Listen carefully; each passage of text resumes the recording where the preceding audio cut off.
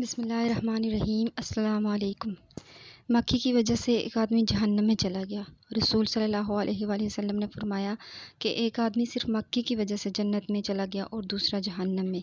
सहाबा ने अर्ज़ किया, या रसूल अल्लाह, वो कैसे? नबी अकरम सल्लल्लाहु अलैहि वसल्लम ने फरमाया, दो आदमी एक कबीले के पास से गुज़रे। इस कबीले का एक बुत था जिस पर चढ़ावा चढ़ाए बगैर कोई आदमी वहाँ से नहीं गुज़र सकता था। चुनांचे उनमें से एक शख्स ने कहा कि इस बुत पे चढ़ावा चढ़ाओ। इसने कहा, मेरे पास ऐसी कोई चीज़ नहीं। कबीले के लोगों ने कहा, तुम्हें चढ़ावा ज़रूर चढ़ाना होगा, वह मक्खी ही पकड़ कर चढ़ाओ।